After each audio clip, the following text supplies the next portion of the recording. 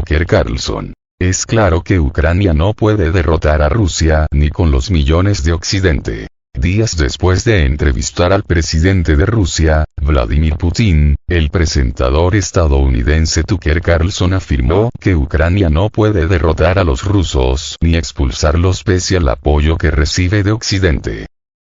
Como parte de la presentación de una entrevista con el senador estadounidense J.D. Vance, el expresentador de Fox News puso en duda que la ayuda militar de Occidente derive en una victoria de Ucrania sobre Rusia, en el conflicto que está por cumplir 2 años.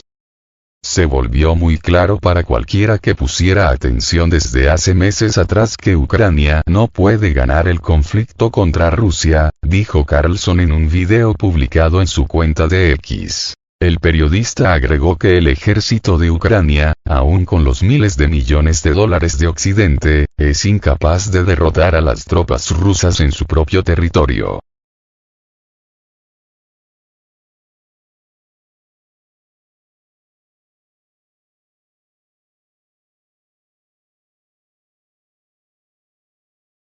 También consideró que ni Ucrania ni la OTAN ni Estados Unidos cuentan con la capacidad industrial y que el país europeo tampoco tiene la gente necesaria para derrotar a Rusia, quien tiene 100 millones de personas más de población. Y eso significa que un futuro apoyo de Occidente hacia Ucrania solo representa más muertes ucranianas y una futura degradación de la economía occidental, en Estados Unidos y Alemania en particular, expresó el conductor. El pasado 8 de febrero, fue publicada una conversación de Carlson con el presidente Putin, en una entrevista que superó las más de 100 millones de vistas en las primeras horas de una publicación de la cuenta oficial del periodista en la plataforma X. Carlson entrevistó el 6 de febrero a Putin y declaró que lo está haciendo porque la mayoría de los estadounidenses no están informados sobre el conflicto entre Rusia y Ucrania y no tienen ni idea de lo que está sucediendo en esta región. Aparte de eso, denunció intentos de la Casa Blanca de impedir la entrevista y aseguró que no recibe dinero de ningún gobierno u organización.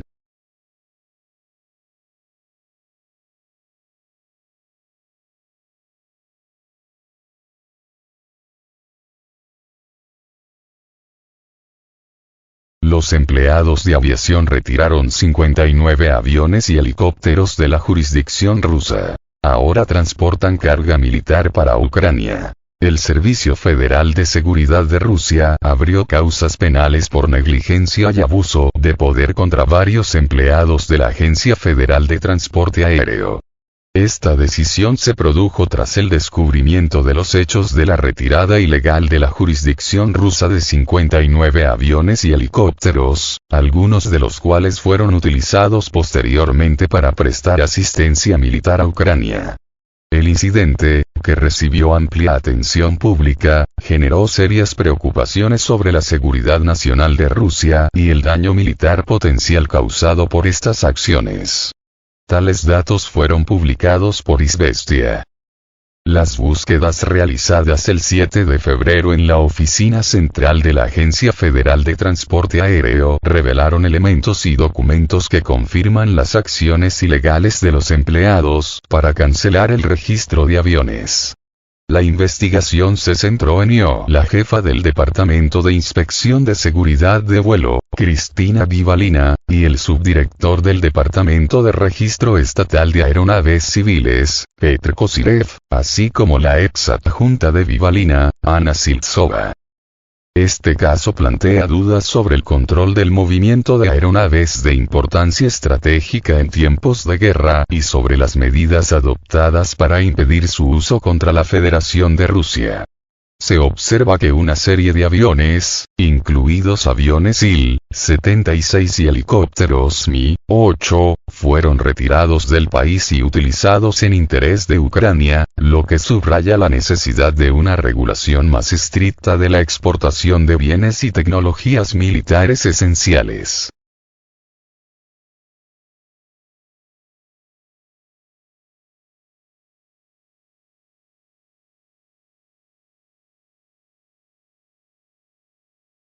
la retirada de 59 aviones civiles y helicópteros de la jurisdicción rusa podría ser legal. El experto en el campo de la aviación civil, Pavel Gerasimov, expresó la opinión de que la retirada de la jurisdicción rusa de 59 aviones y helicópteros civiles, incluidos Il-76 y Mi-8, no es un acto ilegal, siempre que se presenten correctamente todos los documentos necesarios. Terminado. Esta declaración se produjo en el contexto de las búsquedas realizadas por el Servicio Federal de Seguridad en la Agencia Federal de Transporte Aéreo sobre los hechos de la retirada ilegal de estos aviones del país.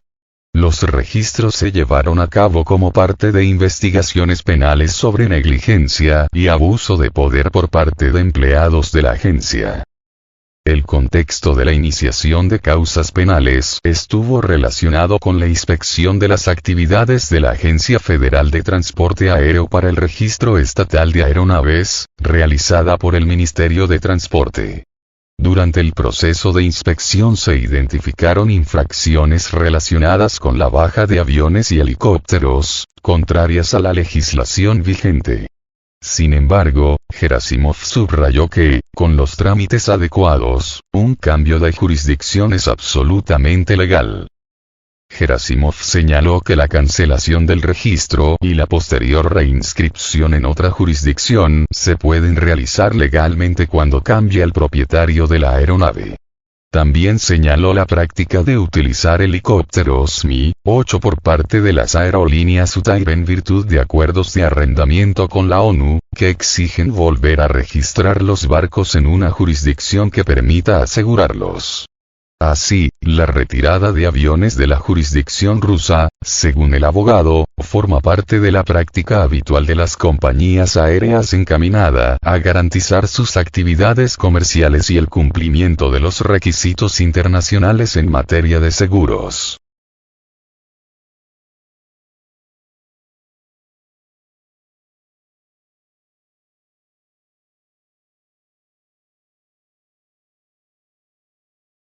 IMARS-LRS resultó dañado después de los ataques en Ucrania y llegó a los Estados Unidos. En el Aeropuerto Internacional de Harrisburg, Pensilvania, Estados Unidos, se grabaron imágenes de dos sistemas de lanzamiento múltiple de cohetes M142 IMARS descargados de un avión AN-124 de Antonov Airlines. Según la información disponible, uno de los sistemas probablemente resultó dañado por una explosión cercana, mientras que el otro pudo haber sido alcanzado por una mina. Los detalles del incidente aún no han sido revelados ni por la parte ucraniana ni por la estadounidense. Sin embargo, las fotografías publicadas muestran agujeros en la carrocería de uno de los MLRS estadounidenses, lo que indica daños. Estas imágenes plantean interrogantes porque hasta ahora Estados Unidos ha negado categóricamente la pérdida de sus sistemas IMARS en territorio ucraniano. La presencia de equipos dañados en los Estados Unidos puede indicar la gravedad del daño y la imposibilidad de reparación localmente o en países vecinos de Ucrania. Cabe señalar que este es el primer caso conocido de devolución de sistemas IMARS estadounidenses a territorio estadounidense.